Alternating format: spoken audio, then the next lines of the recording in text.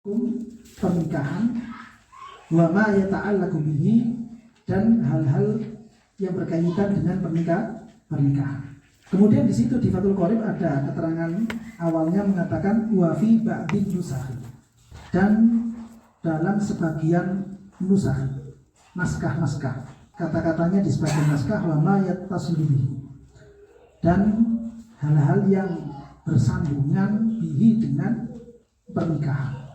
Di sebagian naskah itu di Fathul Qorib tulisannya bukan wa ma yata'allaqu bihi, tapi tulisannya wa ma yattasilu bihi. Minal ahkami wal qadaya. Minnya namanya min apa itu? Ya, namanya itu min bayan. Ya, min yang maknanya itu tafsir, bayan, penjelasan. Bayane ma iku piro-piro hukum. Wal qadaya sama, qadaya itu artinya sama dengan ahkam. Wa hadhil kalimatu, lalu tawi iki kalimat, maksudnya itu wa ma yattasilu bihi minal ahkam wal qadaya, saqitatun, itu gugur min ba'di nusakhil matni, artinya sebagian naskah matan Abu Syuja itu tulisannya hanya kitab ahkam nikah, hanya begitu saja. Dalam ibarat yang barusan kita baca, ya, itu di situ menyinggung kata-kata hukum ahkam, menyinggung kata-kata qadaya, yang mana qadaya itu adalah bentuk jamak dari kata-kata qadiyah. Apa qadiyah itu? Ini saya berikan keterangan di situ. Hukum adalah khitab dari Allah Subhanahu wa taala. Khitab itu maknanya firman Allah, ucapannya Allah, kalamnya Allah, yang berkaitan dengan semua perbuatan mukallaf dari segi bahwa dia adalah seorang mukallaf. Bisa dilihat di footnote bawahnya itu, saya berikan keterangannya itu dari beberapa kitab-kitab usul fikih, dari Mustasfanya Imam Ghazali, Al-Mahsulnya Imam Razi, Nihayatul Usul itu dia punya Imam Isnawi. Tapi terjemah yang di atas itu saya ngambil yang bawah sendiri, Hasyiatul Banani ala Syarhi Jamil Jawami. Di Jamil Jawami itu keterangannya wal hukmu khitabullahi al-muta'alliqu bi fi'lil mukallafi min haitsu innahu mukallaf. Yang ada di tanda kurungnya itu. Kalau diartikan hukum itu adalah khitabnya Allah, firmannya Allah, al-muta'alliq yang ada kaitannya dengan fi'lul mukallaf. Min haitsu innahu mukallaf. Firman Allah Ta'ala, yang mana firman Allah Ta'ala ini membahas tentang perilakunya mukallaf. Dari segi kita ini sebagai seorang mukallaf. Firman Allah yang menyinggung masalah hukum-hukum, aturan-aturan, baru kemudian firman-firman inilah yang kemudian dinamakan dengan hukum. Sehingga kita sebagai mukallaf selalu mendapatkan sorotan tentang khitabnya Allah ini. Apapun perbuatan kita, apapun ucapan kita, apapun iktikad kita selalu berkaitan dengan hukumnya Allah. Bagaimanapun juga, saya duduk di depan panjenengan, jenengan juga duduk di depan saya ngajar di depan jenengan nyimak saya ngajar. Ini semuanya juga berkaitan dengan hukum. Betul, jenengan kumpul seperti ini juga ada hukum. Saya berangkat dari rumah ke sini juga ada hukum. Sampai berangkat dari rumah ke sini juga ada kaitannya dengan hukum. Total semua kegiatan manusia ini selalu disorot dengan hukum-hukumnya Allah. Hukum Allah itu ada dua. Yang pertama disebut dengan hukum taklifi, yang kedua disebut dengan hukum wad'i. Yang pertama dulu hukum taklifi. Hukum taklifi itu isinya ada berapa? Ada dua, halal dan haram. Untuk hukum taklifinya Allah yang halal itu isinya 4. Yang pertama namanya wajib, yang kedua namanya mandub, ya. Kemudian yang ketiga namanya mubah, dan yang keempat namanya makruh. Empat-empatnya ini dirangkum jadi satu dalam hukum yang namanya halal. Yang mana di hadisnya Nabi, kalau mbah-mbahnya ibu pernah belajar Arba'in Nawawiyah itu, di situ ada hadis innal halala bayyinun wa innal harama bayyinun. Perkara yang halal itu jelas. Maksudnya halal itu apa? Mana yang wajib, mana yang sunnah, mana yang mubah, mana yang makruh, itu sebenarnya sudah jelas. Balikannya kemudian haram. Kebalikannya halal itu isinya kalau haram isinya cuma satu. Haram ini cuma haram gitu saja. Jelas ya? Itu jadi totalnya ada 5. Wajib, sunnah, mubah, makruh, haram. 5-5-nya ini disebut dengan hukum apa? Taklif. Hukum Allah yang berikutnya namanya hukum wad'i. Hukum wad'i. Waw, dot, ain, ya, wad'iyun. Ulama macam-macam, ada yang dawuh hukum wad'i itu ada 5, ada yang mengatakan ada 7. Tapi yang disepakati ada 5. Yang pertama namanya sabab. Terus kemudian yang kedua namanya syarat, syartul atau syarat. Kemudian yang ketiga namanya soheh. Yang keempat namanya batil atau fasid. Terakhir yang kelima namanya azimah. Sabab itu apa? Sabab itu penyebab. Sabab itu artinya penyebab. Itu termasuk hukumnya Allah. Syarat juga begitu. Syarat itu hukumnya Allah. Ya. Terus kemudian yang ketiga soheh dan fasid atau batil, itu juga hukumnya Allah. Yang terakhir azimah, itu juga hukumnya Allah juga. Cuman 5 ini yang dari hukumnya Allah yang dari segi wadhu ini, itu jarang yang dikenal. Rata-rata orang kebanyakan mengenalnya hukum Allah ya halal dan haram. Ada wajib, sunnah, mubah, makruh, haram. Hanya sebatas itu. Padahal di sisi yang lain, Allah juga punya hukum yang lain namanya hukum wadhu. Yang isinya ada 5 tadi itu. Ya, jadi kita ketika melakukan sesuatu, entah itu ibadah, entah itu muamalah, entah itu munakahat, kemudian perilaku kita itu dihukumi sahih. Berarti kita itu sudah sesuai dengan hukumnya Allah. Ketika kita melakukan sesuatu, terus kemudian sikap kita itu, perilaku kita itu dihukumi batil atau dihukumi fasad misalkan, itu berarti kita sudah melanggar tentang hukum-hukumnya Allah. Nah teman-teman, ya. Di situ Allah juga punya hukum sabab. Contoh sabab itu begini. Kita itu sama Allah diwajibkan sholat zuhur. Kita diwajibkan sholat zuhur. Cuman kewajiban sholat zuhur ini tidak mungkin terjadi kalau belum terjadi yang namanya zawal syamsi, tergelincirnya matahari. Ya. Sehingga hukum wajibnya sholat zuhur itu baru ada ketika ada zawal syamsi. Karena harus terjadi zawalus syamsi terlebih dahulu, maka zawalus syamsi adalah hukum sebab untuk munculnya kewajiban sholat zuhur.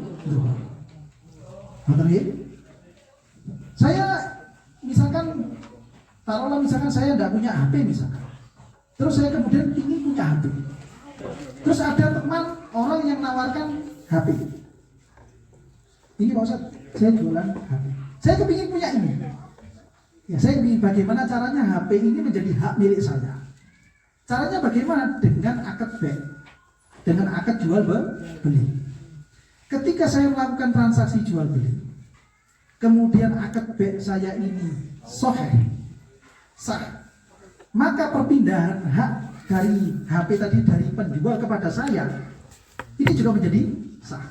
Sehingga sahnya HP itu menjadi punya saya itu harus melalui yang namanya akad baik.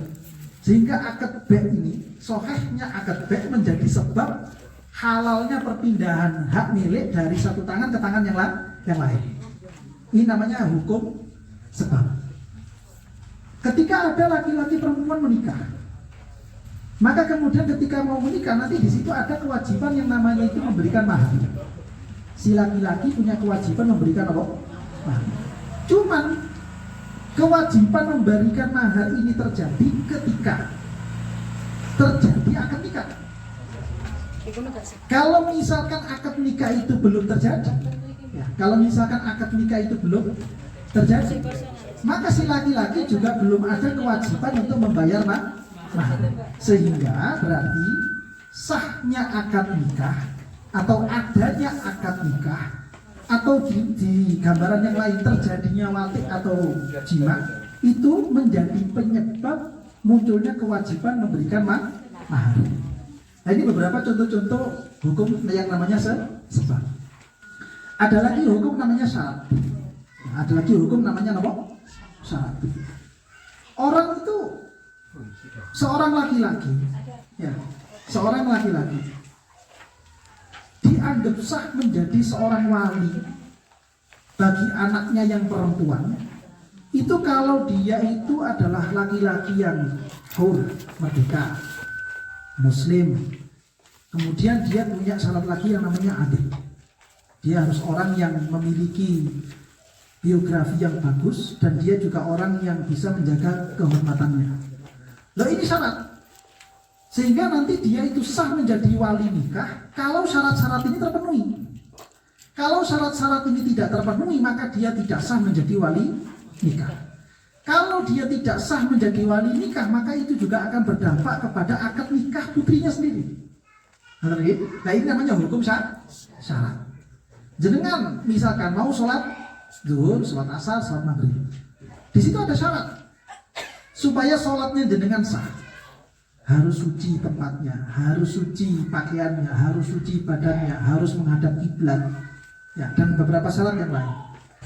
Kalau sampai syarat-syarat ini ada satu saja yang tidak jenengan lakukan, maka sholatnya jenengan juga menjadi tidak sah.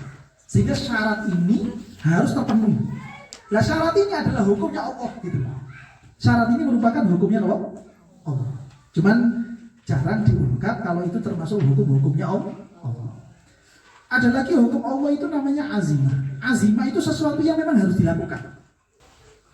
Contoh misalkan jenengan dengar adzan. Ya, jenengan dengar adzan.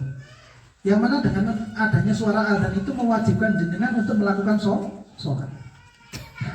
Maka ketika adzan ini terjadi dan waktu sholat sudah masuk, hukum azimahnya bagaimana? Hukum azimahnya adalah jenengan wajib untuk melakukan sholat. Di sini ulama-ulama Syafi'iyah itu beda menjadi dua pendapat. Ada dua kelompok ulama. Yang muktamad, ketika kita itu masuk pada satu waktu sholat, kita tidak diwajibkan untuk berniat, tidak diwajibkan untuk kostum.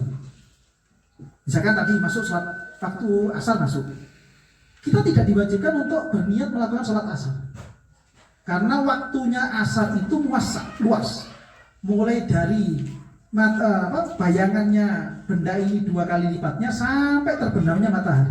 Sehingga kalau dikira-kirakan jam 3 sampai jam setengah 6, itu adalah waktu wajibnya seseorang melakukan sholat asar. Artinya jenengan mau sholat asar jam 3, mau jam setengah 4, mau jam 4, setengah 5, pokok sebelum maghrib sholat asarnya jenengan sah. Ya. Cuma ketika masuk jenengan tidak ada kewajiban untuk kostum, tidak ada kewajiban untuk berniat melakukan sholat asar. Menurut ulama yang lain, udah bisa begitu. Karena mukallaf itu mereka semuanya terbebani untuk melakukan sholat. Sehingga setiap kali masuk waktu sholat, ya mereka itu sudah punya tanggungan kewajiban untuk melakukan sholat. Seandainya orang ini tidak mau sholat di awal waktu dan dia maunya sholat itu nanti jam setengah 4, jam 4, setengah 5 misalkan, akan diakhirkan sholatnya, kan boleh-boleh saja. Cuman dia karena terkena hukum azimah, dia tetap harus kostum. Jangan misalnya Mangke setengah 6 kan kita dengar suaranya maghrib.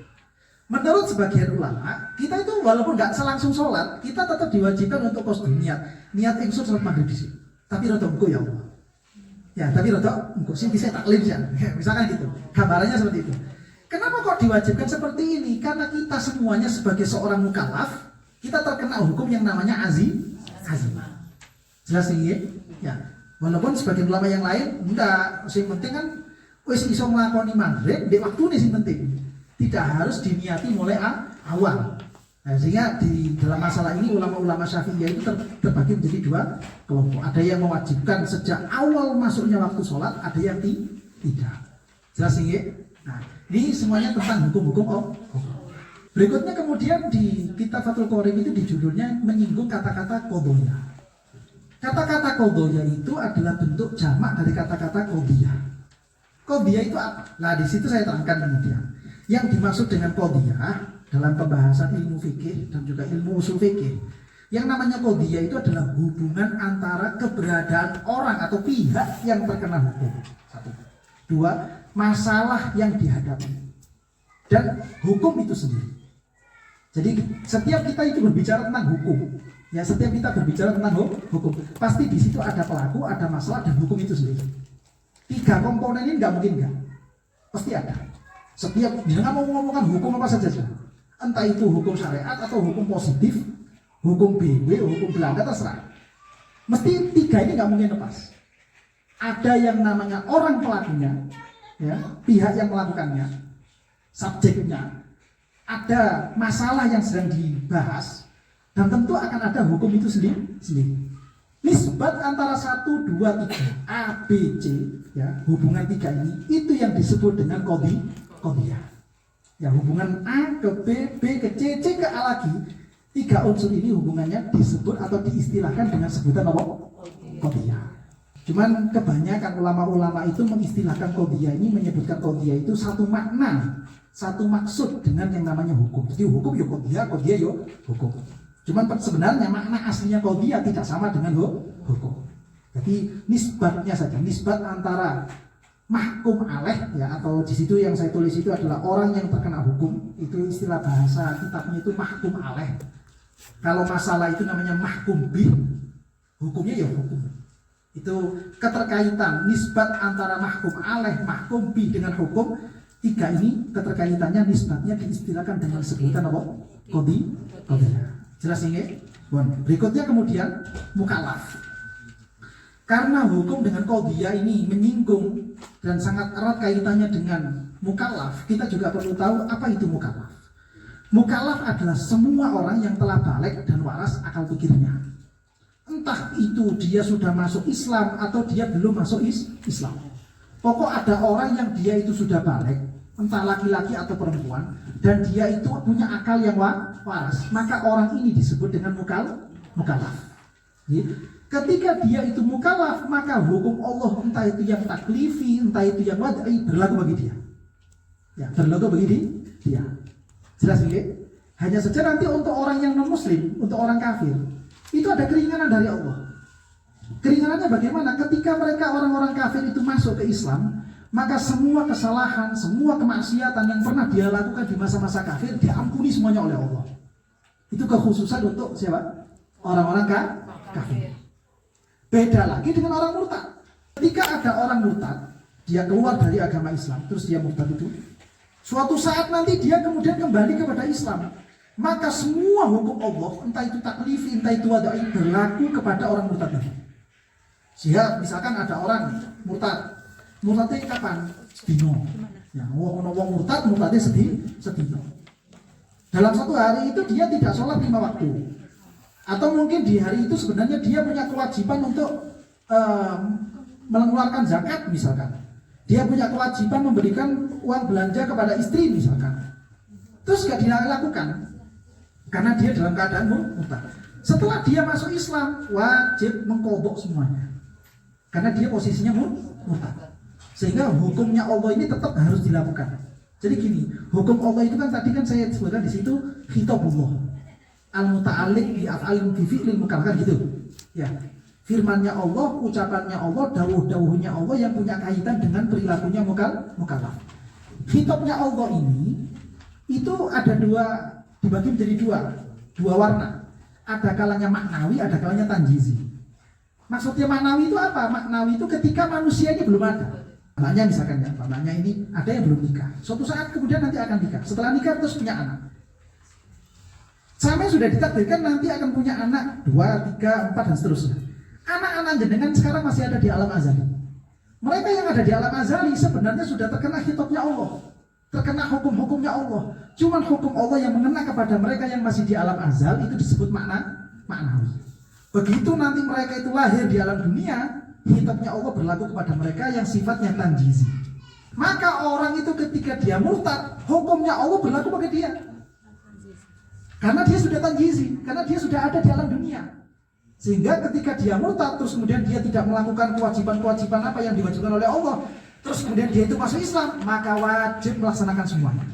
Kenapa kok wajib? Karena mereka itu adalah mukallaf yang hukum Allah berlaku bagi dia yang sifatnya tanjizi. Khusus untuk orang kafir ada keringanan dari Allah. Khusus untuk orang kafir yang asli sejak lahir. Sejak lahir dia lahir dalam keadaan kafir. Kok kemudian suatu saat dia itu masuk Islam, maka semua kesalahan, semua khilaf yang pernah dia lakukan di masa-masa kafir diampuni semuanya oleh Allah. Karena Allah sendiri menyatakan, "Qul lilladzina kafaru iyantahu yughfar lahum ma qad salafa wa iya'udu faqad madat sunnatul awwalin." Katakan wahai Muhammad kepada orang-orang kafir, seandainya mereka masuk Islam, yughfar lahum ma qad salafa. diampuni semuanya apa yang telah lalu dari mereka ketika mereka masih dalam keadaan kafir. Ini kekhususan untuk orang kafir. Ya, makanya orang kafir itu selama dia itu masih hidup, dia belum mati, itu masih ada kesempatan untuk bisa selamat. Makanya kita kan dilarang juga memusuhi orang-orang di luar agama kita ketika mereka tidak menampakkan permusuhan kepada kita. Selama orang kafir itu tidak menampakkan permusuhan kepada orang muslim, tidak menampakkan permusuhan kepada Islam, maka kita tetap punya kewajiban untuk toleransi. Yang perlu diperangi atau yang biasanya disinggung itu dengan ayat Allah Muhammadur Rasulullah walladzina ma'ahu asyidda'u 'alal kuffari ruhama'u bainahum. Maksudnya ayat itu adalah kepada orang-orang kafir yang memusuhi Islam.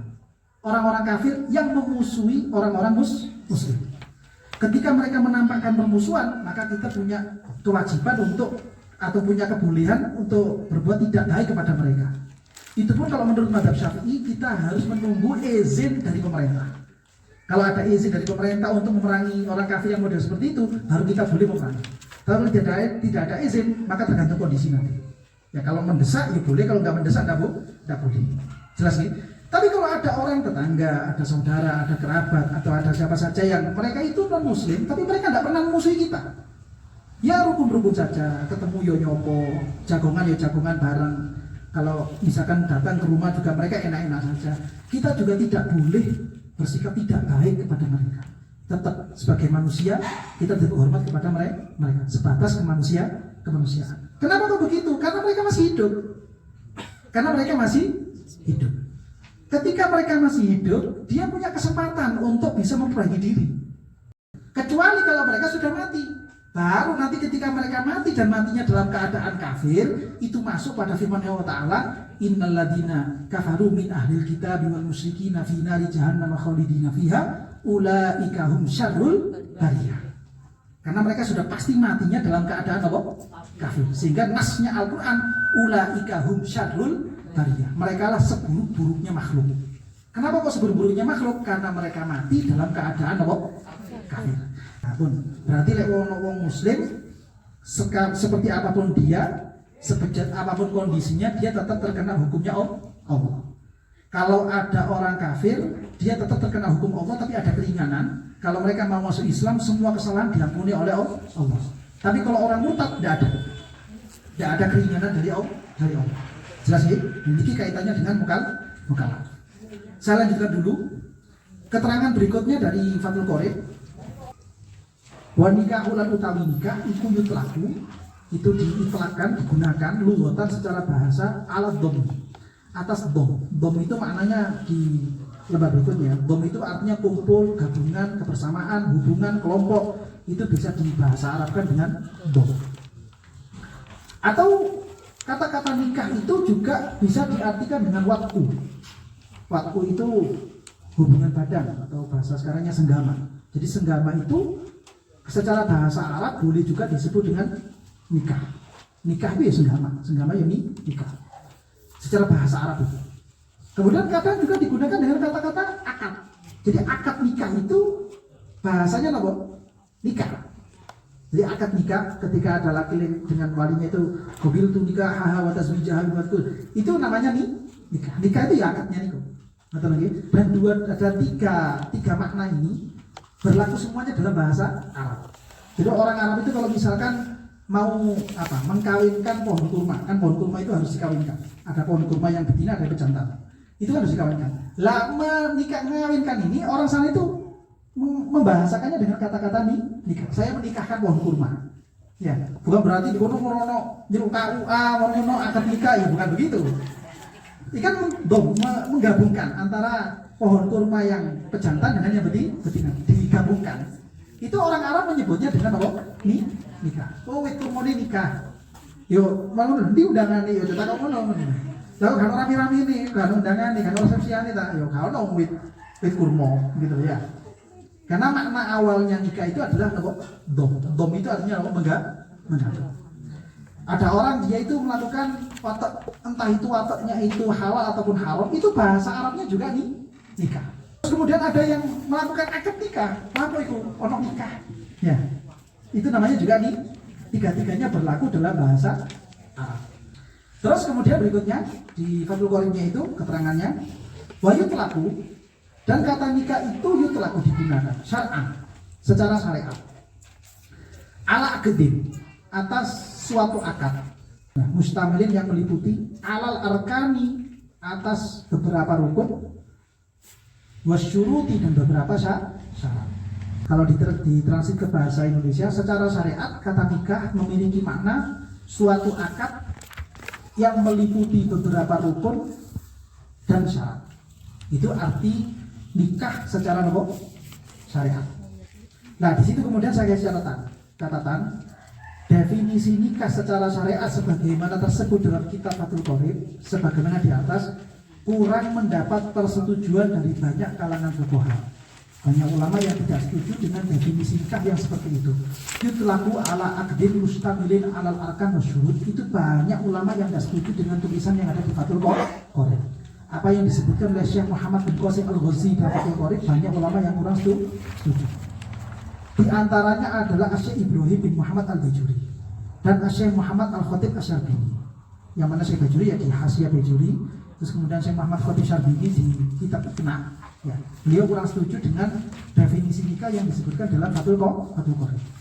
Beliau berdua menyatakan bahwa pemaknaan seperti demikian kurang memadai. Kenapa kok dikatakan kurang memadai? Karena beliau menyatakan begini, namanya nikah itu adalah sebutan untuk akad yang akad ini ada syarat dan ada rukun. Jual beli sama seperti itu. Ya, jual beli pun juga begitu. Akdun mustamilun alal arkan wasyurut. Jual beli itu akad yang di situ ada rukun-rukunnya, ada syarat-syaratnya. Terus kemudian akad salam misalkan, ya akad pemesanan. Di situ juga akad yang di situ juga ada rukun-rukunnya, ada syarat-syaratnya. Akad apa misalkan? Akad ijarah misalkan, persewaan, dengan penyewaan jasa. Di situ juga ada akad yang mana akad ini isinya rukun dengan syarat. Sehingga banyak ulama lah yang ngomongin ngono lah KBI berarti. Yo nikah yo ngono, jual beli yo ngono, salam ya seperti itu, khiyar juga seperti itu, ijarah juga seperti itu, rohon juga seperti itu. Sehingga banyak ulama yang kurang setuju dengan apa yang disebutkan dalam Fathul Qorib. Nah, terus bagaimana harusnya? Katanya di situ akan jauh lebih baik jika kata nikah didefinisikan dengan ungkapan akdun yatadhamman, suatu akad, ya akdun, suatu akad yatadhamman, menyebabkan ibahata wat'in,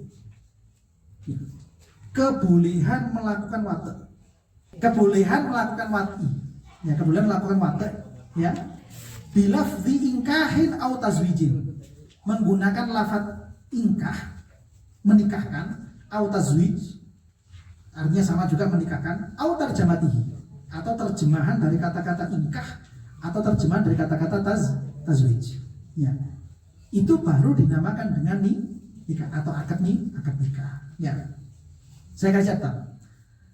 Karena substansi pernikahan itu terbatas pada kebolehan atau bahasanya tadi itu ibahah, ya dalam segi hukum untuk melakukan wat'u atau jima, maka menurut pendapat yang kuat, masing-masing dari suami istri tidak memiliki hak kepemilikan terhadap pasangannya.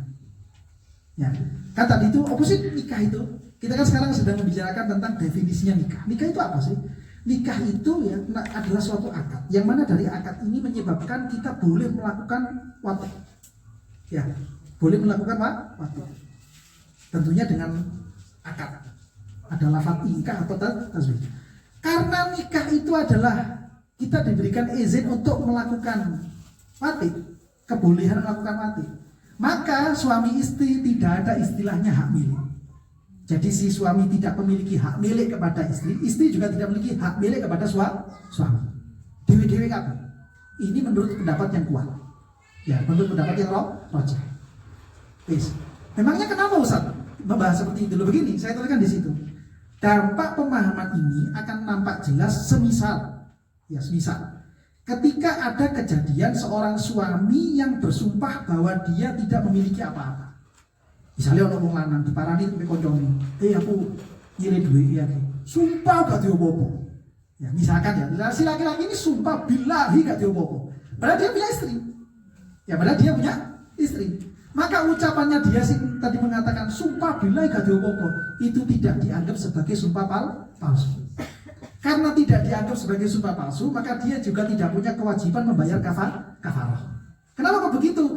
Walaupun dia punya istri, tapi istrinya dia itu bukan hak milik, tapi hanya hak untuk intifak, mengambil kemanfaatan buduk, mengambil kemanfaatan farjinya si istri saja, bukan sampai pada hak milik. Jelas nih ya?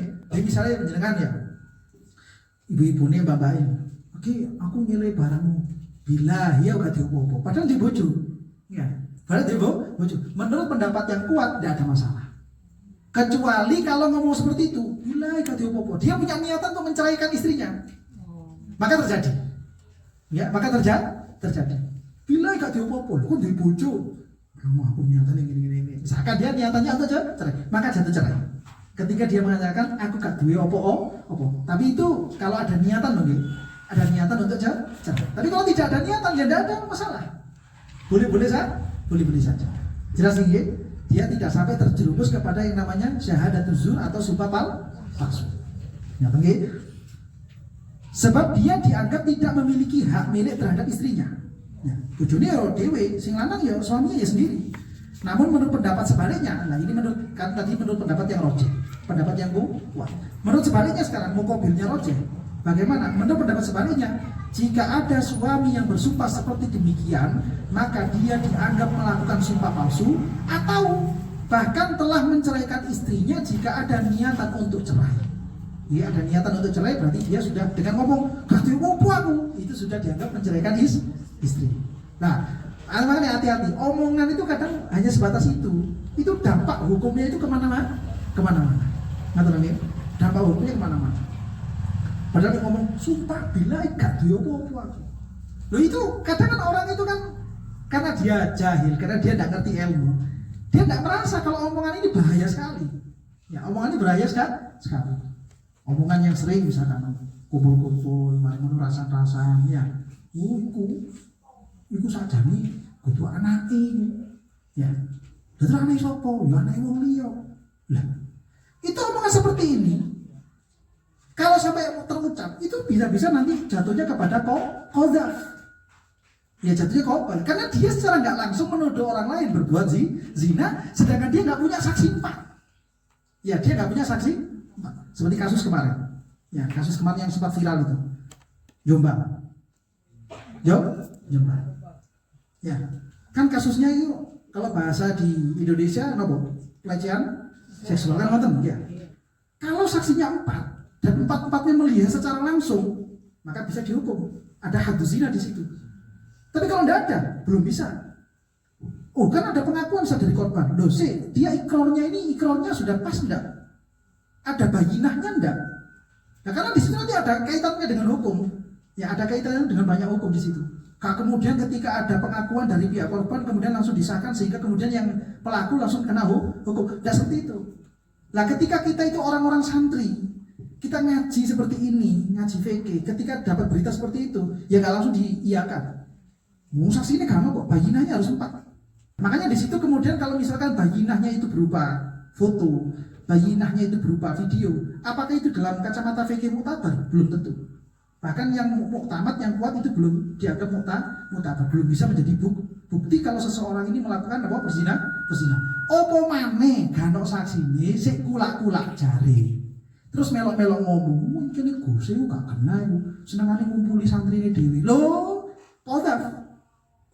Ya sudah terkena hukum apa? Qadzaf. Nuduh orang ini sudah. Nuduh orang berbuat apa sih? Zina.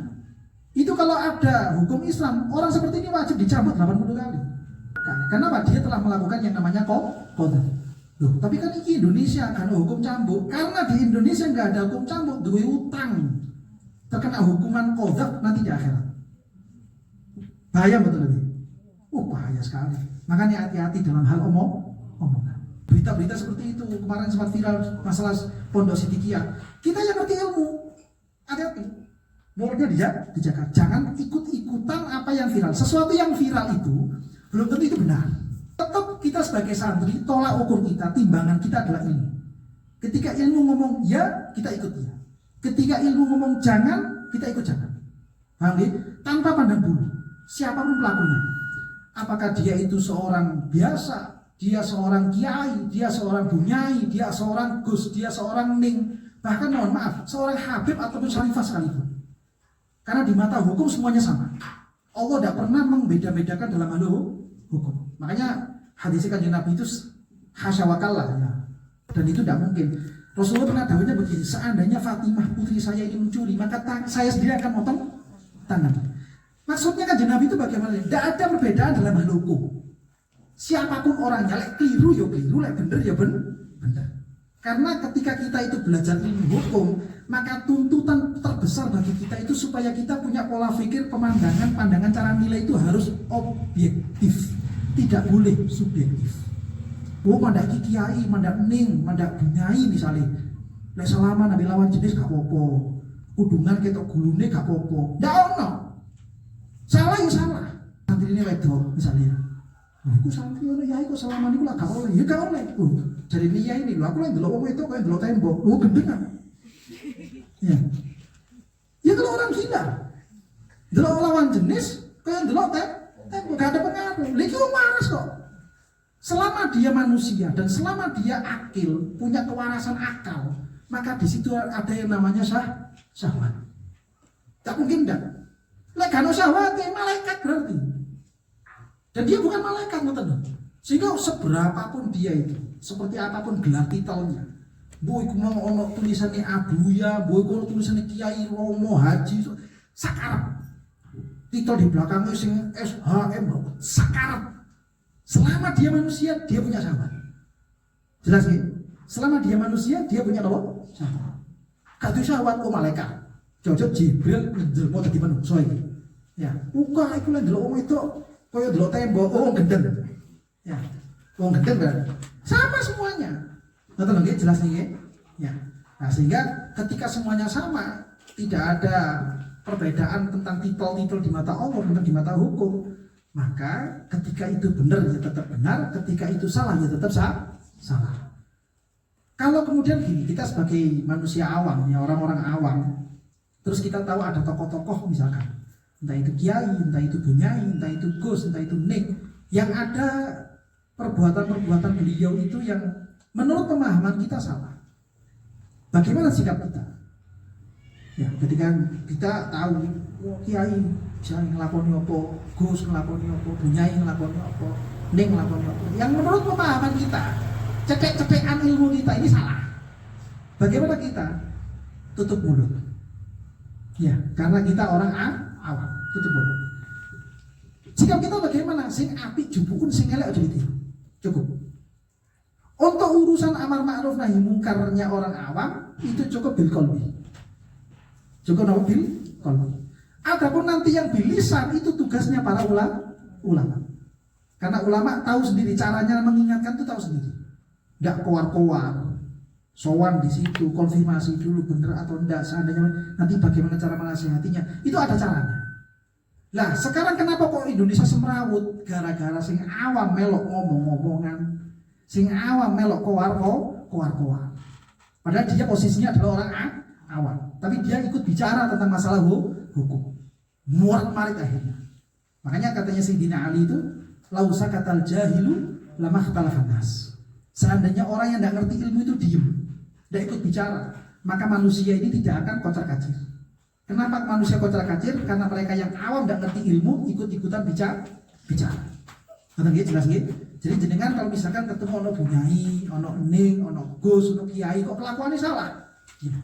Apa yang baik jenengan ambil, apa yang buruk gak usah ditiru. Apa yang menurut jenengan iki elek, gak usah ditiru. Sing apik jupun. Urusan nanti amar ma'ruf nahi mungkar diingatkan dengan cara lesan itu tugasnya para ulama. Bukan kita sebagai orang awam. Betul nggih? Kalau kita bisa netepi ilmu yang seperti ini, insya Allah Indonesia ini aman, rukun, gak tukaran to, gegeran to, sing kono ngilono sing kene ngrasani sing kono, sing kono ngilono sing liyane maneh. Tukaran to urip iki, gak kesel ta tukaran iki. Ya. Padahal podo-podo gak duwe ilmu. Karena orang berilmu gak seperti itu sikap. Dia bisa menentukan sikap. Jelas nggih? Bon. Niku dampaknya. Kemudian berikutnya masuk pada pembahasan hukum pernikahan. Nah, Fathul Qorib Di situ diterangkan wan nikahu lan utawi nikah. Tentunya nikah di situ maknanya akad, bukan watiknya.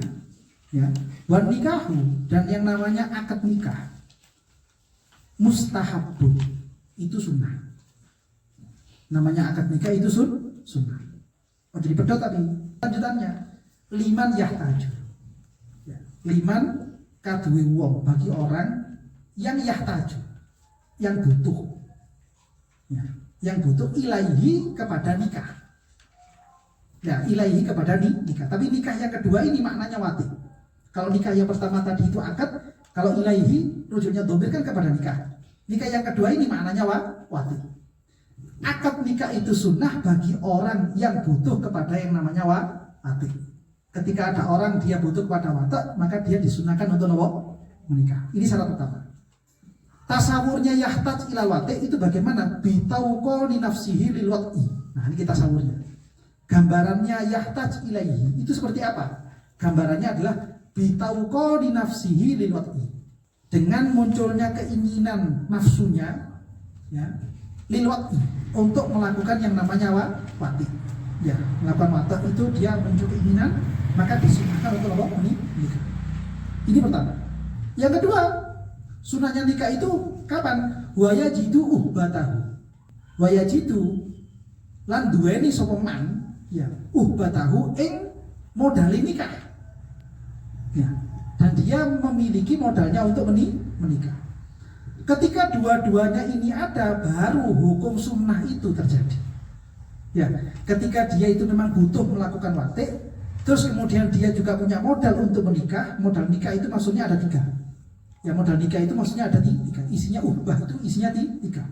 Yang pertama mahar, yang kedua nafkah, yaum wa lailatul akad, yang ketiga dengan memberikan kiswatu faslin, memberikan pakaian untuk selama 1 tahun.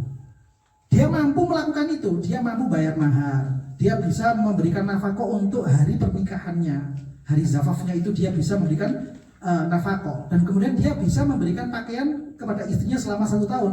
Maka ketika seperti ini dia baru disunahkan untuk menikah.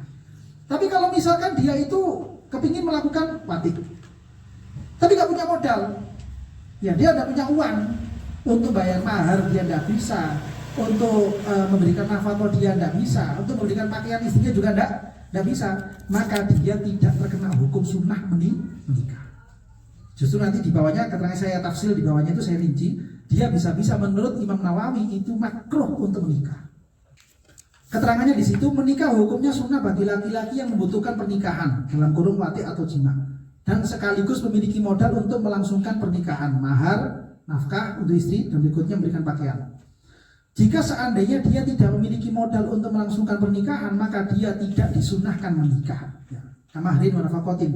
Fa'in faqadal uhbata. Seandainya dia itu kehilangan atau tidak memiliki uhbah, modal, lam yustahabba, maka tidak disunahkan lahu bagi man an nikahu, untuk melakukan nikah. Ya, kalau dia itu hanya sekedar kepingin melakukan wati tapi gak punya modal, maka tidak disunahkan untuk menikah. Saya rinci kemudian, sehingga bisa dipahami dari ungkapan di atas bahwa hukum sunnah menikah bukanlah hukum asli pernikahan itu sendiri. Ya, dari keterangannya Fathul Qorib yang menyatakan demikian tadi itu, berarti kita bisa mengambil pemahaman bahwa hukum aslinya nikah itu bukan sunnah. Menikah dihukumi sunnah karena ada hal lain yang ada pada orang yang bersangkutan. Istilah itu aridi, kalau di bahasa kita itu aridi. Hukum aslinya nikah bukan sunnah. Tapi ketika ada kondisi tertentu kepada pelakunya, maka bisa menjadi ini sunnah. Tapi hukum aslinya bukan.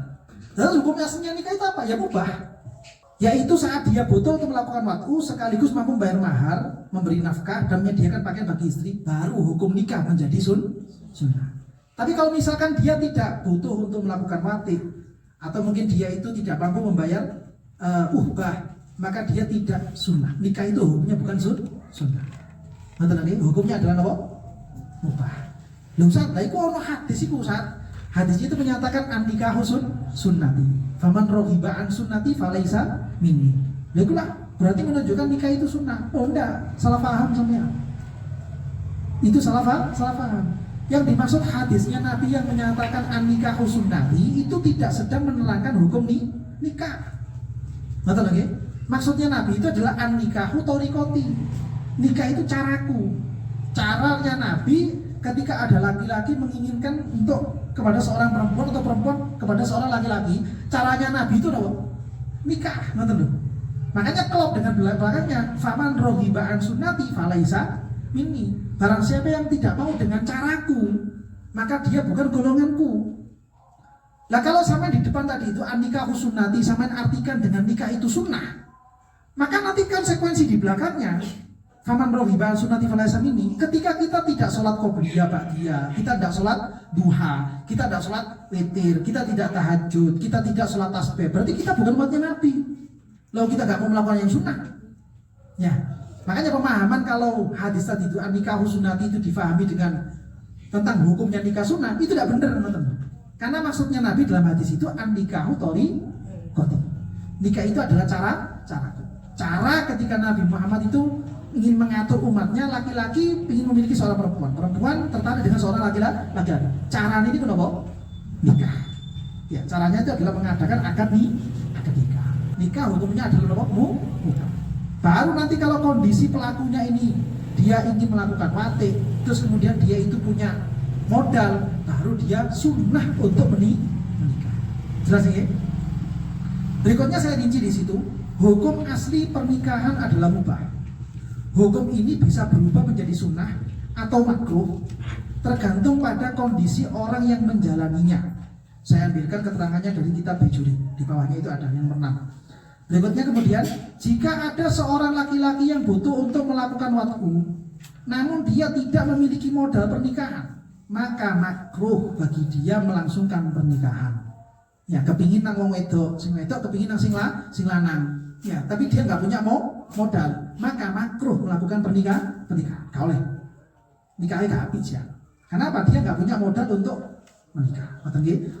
Rincian berikutnya kemudian, jika ada seorang laki-laki yang tidak sedang butuh melakukan waktu, dia tidak butuh, dan dia tidak memiliki modal pernikahan, maka dia juga dimakruhkan menikah. Ya, baik dia itu memiliki penyakit yang menghalangi dia melakukan waktu atau tidak. Taruhlah misalkan yang laki-laki itu impoten misalkan, ya, yang laki-laki impoten. Ketika dia itu punya penyakit seperti itu, berarti dia tidak mampu melakukan yang namanya waktu. Misalkan dia ternyata orang kaya, dia orang mampu, apakah sunnah menikah? Tidak disunahkan untuk menikah, karena dia tidak mampu melakukan yang namanya waktu. Jika ada seorang laki-laki yang tidak sedang butuh melakukan waktu, dia nggak butuh melakukan waktu, namun dia memiliki cukup modal untuk membayar mahar, memberi nafkah, dan mencukupi pakaian seorang istri, maka ada 3 rincian. Pertama, jika dia tipe orang yang gemar beribadah, maka fokus menjalani ibadah jauh lebih baik bagi dia. Jadi wong dia nggak kepingin melakukan wati, walaupun dia itu punya modal. Cuman dia model orangnya itu tipe orang yang sergap ibadah, sembayangnya aja, yang wajib, yang sunnah kelakon kabeh. Puasa sunnah juga takun, takoi masya Allah. Maka orang seperti ini jauh lebih afdol untuk fokus melakukan ibadah, bukan menikah. Karena khawatir nanti ketika dia nikah, kebiasaan dia melakukan ibadah ini amburadul. Ya, maka afdolnya bagi orang seperti ini untuk tidak usah menikah, tapi fokus dengan ibadah. Rincian kedua, jika dia bukan tipe orang yang gemar beribadah, jadi sore biasa tang-tang, ya rebahan, ya tiktokan misalkan ya. Dia bukan orang yang sergap ibadah, walaupun dia nggak kepingin melakukan wati, ya, maka menikah jauh lebih baik. Ya, dia nggak ada keinginan nikah, dia nggak ada keinginan untuk melakukan wati, ya, dia punya modal, dan dia bukan tipe orang yang sergap melakukan ibadah, bukan tipenya orang yang sembayangnya sergap, duhai ajab, witirani barang nggak tahu ditinggal, poso Senin Kemis, bukan tipe yang seperti itu. Iya sore tang-tang menai. Bagaimana orang seperti ini? Mending menikah. Kenapa kok begitu? Kalau enggak nanti dia akan pikirannya gelambiar. Ya hari itu dia bisa ajak. Lah setane pas teko. Ya gudoane pas teko. Khawatir mana dia terjerumus kepada hal yang tidak baik. Sehingga orang seperti ini afdolnya supaya menikah, walaupun dia tidak ada keinginan untuk melakukan yang namanya wati. Jelas nggih? Rincian ketiga, jika dia dalam kondisi tidak mampu melakukan wati, misalkan dia punya penyakit kelamin tadi itu, ya, atau mungkin dia itu sudah sepuh sekali, maka makruh bagi dia menikah. Walaupun dia punya modal banyak, punya uang kaya, dia miliarder misalkan, tapi dia sudah sepuh, maka makruh untuk melakukan pernikahan. Kenapa kok dimakruhkan? Karena khawatir dia tidak bisa membahagiakan pasangannya sendiri. Kebutuhan biologis dari istrinya nggak terpenuhi, karena dia nggak mampu melakukan itu. Walaupun dia bisa belanjani istrinya ini 10 kali lipat misalkan. Dek, kan biasanya tak kok konco-konco lek dibelanjani bojone sedina piro? Oh, bojone konco-konco iki lek belanjani sadinane 1.000, ono sing 1 juta, kon tak bayar 10 kali lipat. Sedina tak kayak duit 10 juta, 10 juta, 10 juta. Misalkan dia kuat. Ya, tetap mampu. Kenapa? Karena kebutuhan manusia itu bukan cuma uang, bukan cuma materi. Ada kebutuhan yang lain yang itu lebih difahami oleh Allah. Wallahu ya'lamu wa antum la ta'lamun. Allah yang Maha tahu, kita manusia nggak tahu apa-apa. Makanya di situ kemudian Allah mencantumkan hukum makruh. Bagi orang yang seperti itu, dia nggak mampu melakukan wati, terus walaupun dia itu punya modal banyak, tetap makruh menikah. Karena akan ada hal lain yang dia itu tidak bisa memenuhi, yang ketika ini tidak terpenuhi akan muncul mafsadah yang lebih besar. Ya, karena dia si perempuannya ini merasa punya uang banyak, makanya dia punya pikirannya biar kemana-mana. Wes akhirnya di konco-konco nih sing biyen-biyen alumni sekolah ta alumni nopo dihubungi. Awalnya mulai cuma sekedar ngobrol-ngobrol biasa. Lambat laun tambah cedek, akhirnya mafsadah terjadi. Sehingga dari situ Allah sudah menyatakan sejak awal makruh bagi orang seperti itu untuk melakukan yang namanya nikah. Jelas nggih? Itu di belakangnya kemudian saya bikinkan kolom-kolom seperti itu. Hukum asal nikah itu mubah, terus yang sunnah seperti apa, mubah tapi afdol menikah seperti apa, makruh di situ ada 3. Terus kemudian mubah menikah ya, tapi afdol supaya fokus ibadah. Itu gambarnya sudah saya catatkan. Kita lanjut dulu karena masalah waktu. Hukum asal menikah bagi orang perempuan adalah mubah. Yang mbak-mbaknya ini ya, yang belum rumah tangga, nikah bagi mbaknya semuanya ini hukum asalnya apa? Mubah. Seorang perempuan sunnah menikah dalam salah satu dari 2 kondisi. Jadi ada 2 kondisi, ketika mbaknya ada di dalam salah satunya, maka jenengan mbaknya ini sunnah untuk apa? Menikah. Ketika tidak ada dalam 2 kondisi ini, tidak ada dalam salah satu 2 kondisi itu, maka sampean mbaknya ini masih mubah untuk menikah. Kalau kondisi sampean sekarang itu santri, ya tolibul ilm, maka afdolnya fokus dengan tolabul ilmi. Jangan mikir masalah nikah. Jangan sampai sesuatu yang fardu, entah itu fardu ain atau fardu kifayah, dengan tolabul ilminya itu, ini terganggu hanya gara-gara sesuatu yang mubah. Ya, apa yang saya maksud mubah? Pernikahan. Jauh-jauh hari ulama-ulama dulu itu sudah mengingatkan kita, dzubihal ilmu baina fakhidil mar'ah.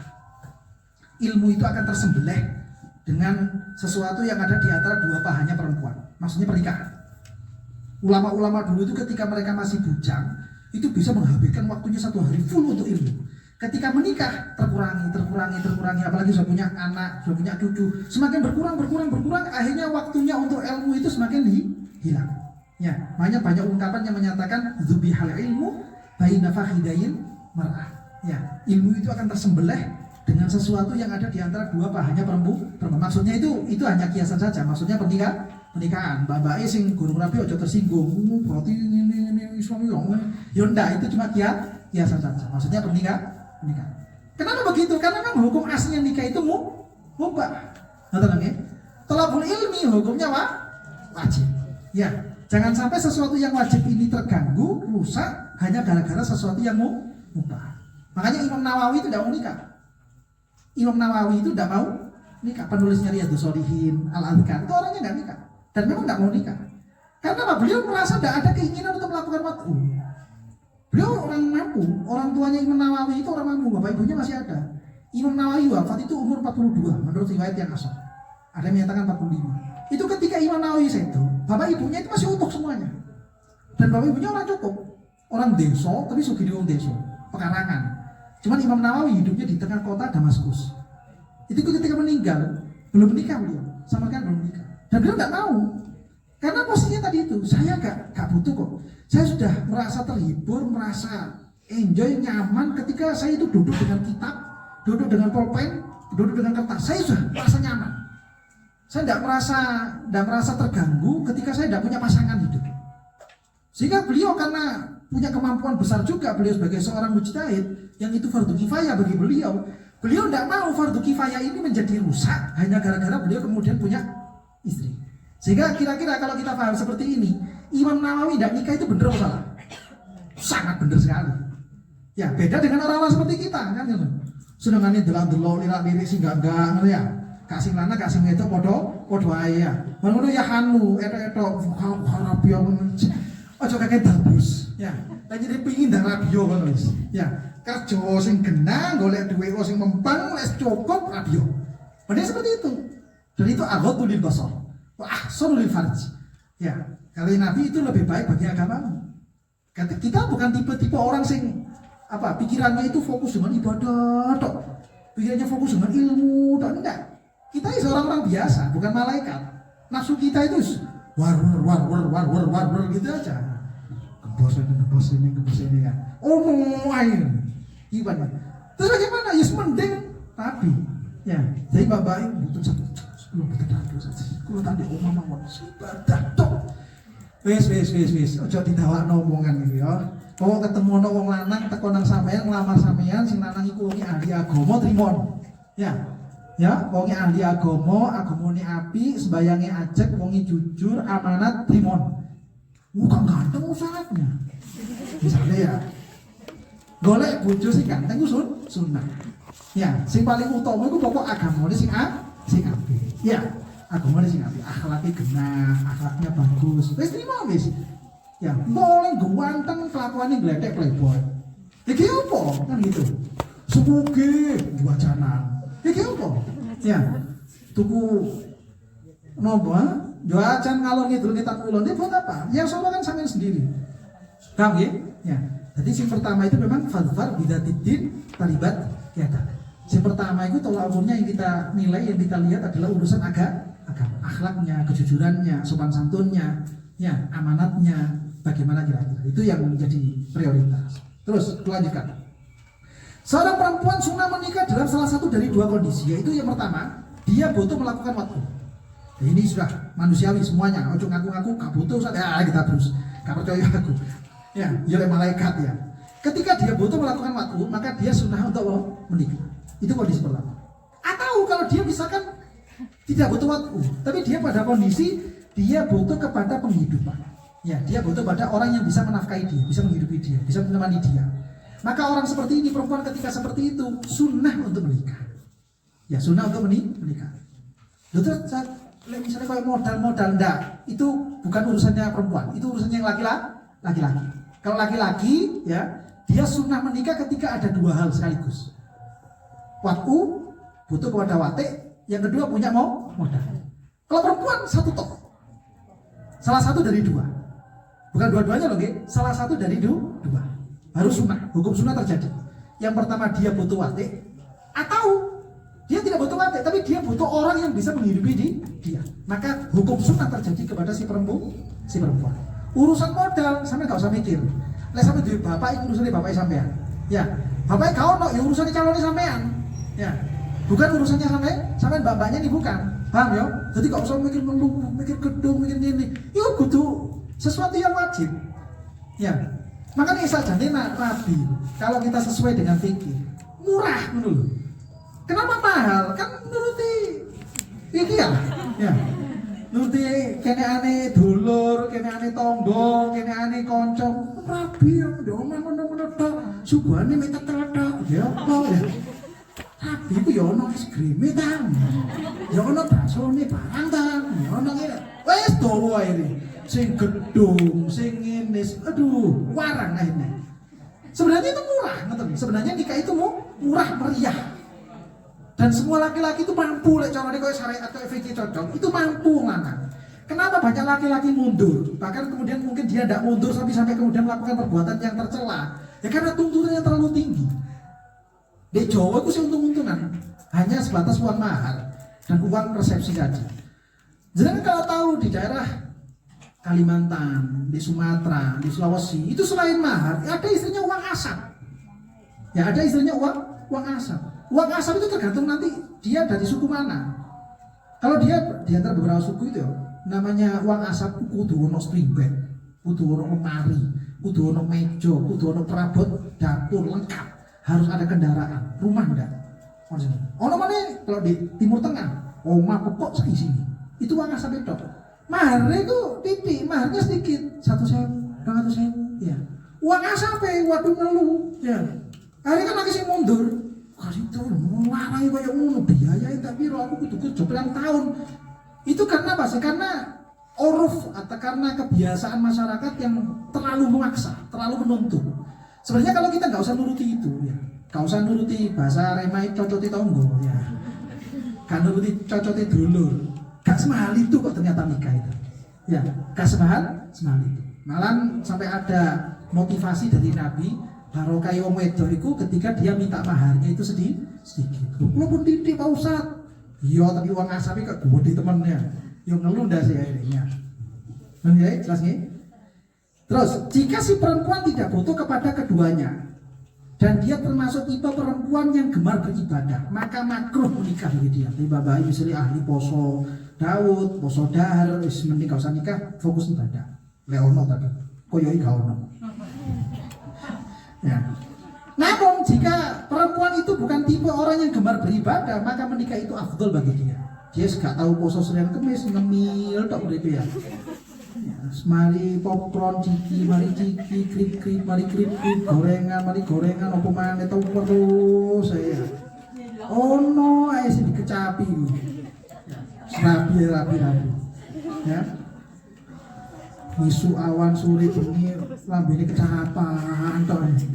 Gak tahu ketumpes meneng, gak tahu. Ketemu sih. Alah rapi.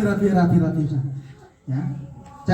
Saat seorang laki-laki disunahkan untuk menikah, maka juga disunahkan mencari perempuan yang, nah ini sunah. Ketika ada laki-laki dia ingin menikah, sunahnya mencari perempuan yang seperti apa itu.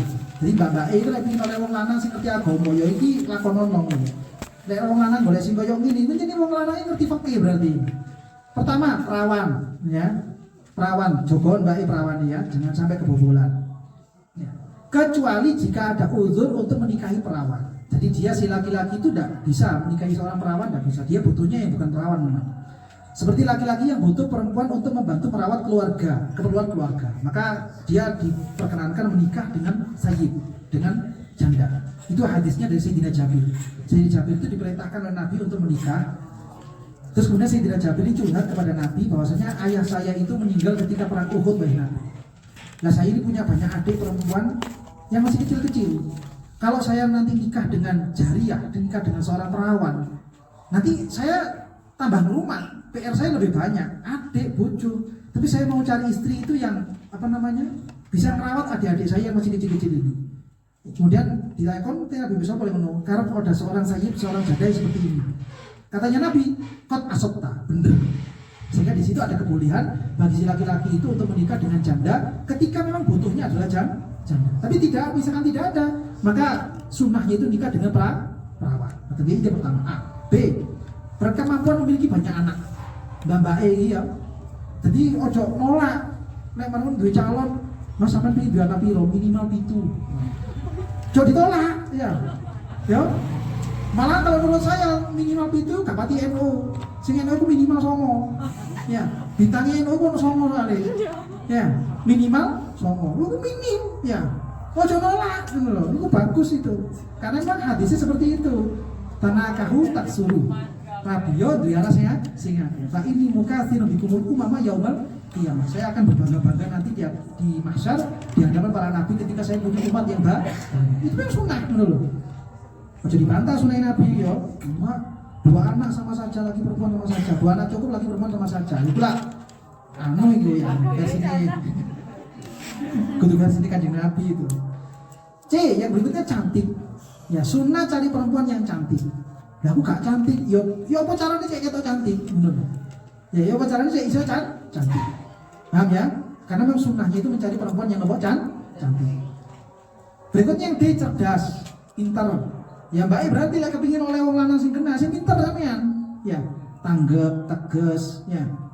Ya, ojo malah ngono blembosi, doan, duwe, hae. Jangan seperti itu. Sing tanggap ketok omahe rusuh, ya saponono, Mbak. Ketok koyo meja lemari bleduken ya gebusono, gitu loh. Gak usah ngenteni dikongkon. Ketok kumbahan numpuk, ya umba-umba, Mbak. Ya. Kumbahan numpuk sampai juamuran kabeh dijuarno. Iki bener gak cerdas gitu. Dan makruh laki-laki cari perempuan model seperti itu, makruh malah. Makanya kok gak payu-payu sana dhewe. Ya, kok jadi kelakuane koyo ngono. Attitude gak ono blas. Ya. Harusnya jadi perempuan itu sing tanggap, pinter masak, bomba, resi-resi. Iya tanggap lah perempuan hari ini seperti itu. Itu baru namanya cerdas. Benar ya? Kita rusuh, ya saponono. Kita itu bukan robot. Sapu-sapu leren dikongkong, cetet baru ket sapu-sapu. Ya. Mulai gak dicetet, gak sapu-sapu. Temenanan iki. Ya, iki ilmu fikih. Ya. Temenanan ini syariatnya seperti itu. Bomba gak usah dikongkong. Ana mbaan, bu siji, bu loro, yo banis langsung. Gak usah ngenteni dikongkong. Ketok apa kusenan, jendela, lemari kok bertukan, yo ambil kemucing. Itu. Gak usah ngenteni dikongkong. Karena memang sunahnya laki-laki menikah dengan perempuan sing koyo ngono, sing cerdas, sing tanggap, sing tegas. Sunah cari perempuan yang model seperti itu. Paham ya? Berikutnya kemudian bagus dalam hal agama, ngerti agama, ngerti halal haram. Terutama saya mengingatkan sekali kepada semuanya tentang masalah najis suci. Ya, tentang masalah apa? Najis suci. Kenapa kok ini penting? Karena nanti mau tidak mau orang yang paling banyak bergelut di dalam rumah itu adalah orang perempuan. Ya, orang perempuan. Sing rumah omah, sing masak, sing kora-kora, sing umbah-umbah. Itu rata-rata nanti yang melakukan adalah orang perempuan. Ketika yang perempuan ini tidak ngerti najis suci, akhirnya dia tidak ngerti caranya ngepel sing suci ku ya apa. Caranya kora-kora sing suci ku ya apa. Caranya ngumbah sayuran, daging, kora-kora sing suci, dia salah paham semuanya. Caranya masak yang benar suci itu bagaimana dia tidak ngerti. Ketika tidak ngerti maka nanti imbasnya pakaiannya suaminya, pakaiannya anaknya itu mutanajis. Rumahnya, karpetnya, sajadahnya mutanajis. Piringnya mutanajis. Gelasnya mutanajis. Ya, sayurannya mutanajis, nasinya mutanajis. Ketika semuanya mutanajis terus dimakan, haram hukumnya. Secara tidak sengaja dia telah memberikan makanan yang haram kepada suaminya, secara tidak sengaja telah memberikan makanan yang haram kepada anak-anaknya. Kok mari anaknya bebel, bukan salah anaknya. Karena makanan yang dimasukkan barang haram, tapi dia tidak merasa. Loh Pak Ustadz, sing tak kene nang anakku gak tahu celeng kiri, gak tahu Pak Ustadz. Tempe tahu menjes itu. Loh, tempe tahu menjesnya tidak salah gitu loh. Tapi proses masaknya salah. Sehingga barangnya ini menjadi mutanajis. Seorang mukallaf, kita sebagai mukallaf memakan sesuatu yang mutanajis itu haram. Hukumnya haram. Sholat ketika pakaian kita ini mutanajis atau ketika tempatnya ini mutanajis, sholatnya itu tidak sah. Walaupun dia menyangka kalau dia sudah sholat, tapi sholatnya tidak sah. Artinya di hadapan Allah dia dianggap belum sholat. Nah, ini semuanya terjadi gara-gara si bomba gak bener, si ngepel gak bener, sing masak gak bener, sing kora-kora gak bener. Ya, gara-gara ini semuanya buyar rumah tangga ini. Paham ya? Makanya saya betul-betul mengingatkan kepada bapaknya terutama, ya, khusus masalah najis suci belajar si teman-teman. Bukan cuma sekedar teorinya bagaimana, tapi prakteknya juga harus benar. Demi keselamatan hidup sampean dan juga rumah tangga sampai semua. Jelas nih ya. Berikutnya kemudian memiliki nasab yang baik. Maksudnya nasab yang baik itu sekiranya di bawahnya ya di Anwar Masaliknya itu saya nukil, sekiranya dia bukan anak zina atau bukan anaknya seorang yang fasik. Itu sunnah ya. Lho saat aku sekadung saat wong tuaku model koyo ngene sing sabar. Ya sing sabar. Kalau sampean tidak bisa punya nasab ke atas yang baik, maka belajarlah untuk membangun nasab yang baik. Ya. Cari orang laki-laki sing gak boleh koyo ngene iki mang, tapi dia orang soleh, bangunlah nasab dari sampeannya. Sehingga nanti anak sampean punya nasab yang baik. Jelas nggih? Pun. Berikutnya kemudian bukan kerabat dekat atau sepupu. Karena makruh nikah dengan sepupu. Kecuali pengecualiannya itu Sayyidah Fatimah dengan Sayyidah Ali. Itu pengecualian. Tapi kalau selain beliau makruh hukumnya. Secara fikih Syafi'i makruh menikah dengan apa? Sesepupu. Tapi nikah ada tiwong duro. Tadi itu loh, hukum itu gak pandang bulu sukune opo wonge sapa kan ngurusi. Ya. Karena secara fikih Syafi'i memang makruh menikah dengan koribah. Artinya di situ definisinya koribah itu di bawahnya ya. Di Anwar Masaliknya saya tuliskan di situ. Sepupu maksudnya. Ya, itu memang hukumnya secara fikih Syafi'i itu hukumnya makruh. Tapi kalau dua pupu sudah tidak apa-apa. Ya, dua pupu atau orang lain malah lebih afdol. Gitu nggih. Kesunahan memilih calon istri seperti demikian juga berlaku bagi setiap perempuan, mbak-mbak ini, ya. Ketika akan menikah, maka hendaknya sampai mencari laki-laki yang satu, bukan duda. Yo, golek sing wong lanang sing single, belum pernah menikah, sunnah hukumnya. Gak nemu saat kabeh duda yo paling gak nemu. Ya, enggak nemu ya. Tapi sunnah awalnya itu jangan menikah dengan duda. Sunnahnya. Yang B, berkemampuan memberi banyak anak, dia sehat. Ya dia sehat, dia punya kemampuan memberi banyak anak. Wah itu loro usah ini. Ya ojo boleh sendirian lah ya. Ya sendirian lah ona. Masuk sudah terlanjur cinta, cinta tai kucing semuanya. Ya. C, cari laki-laki yang tampan.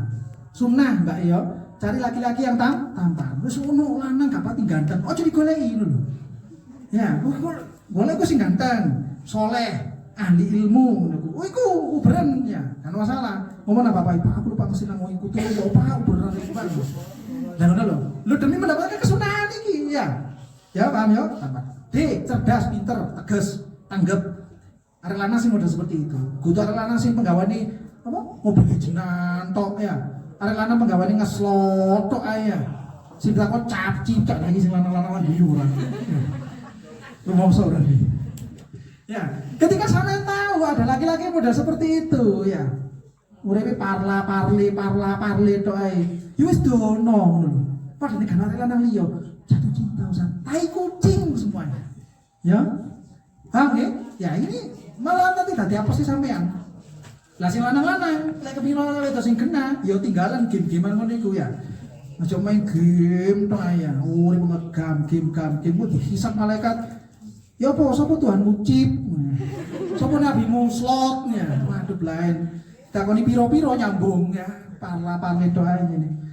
Oke nggih. Terus berikutnya kemudian bagus dalam hal agama, ngerti ilmu. Ya, dia ngerti ilmu. Ngerti masalah syariat. Ya. F, memiliki nasab yang baik. Dia bukan anak zina dan dia juga bukan anaknya seorang yang fasik.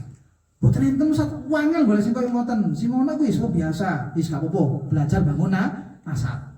Berikutnya yang terakhir, bukan kerabat dekat atau bukan sepupu. Kalau bisa dua pupu atau bahkan orang lain. Niki rangkuman dari pembahasan pertama kali kita pada pertemuan pertama tentang fikih nikahat.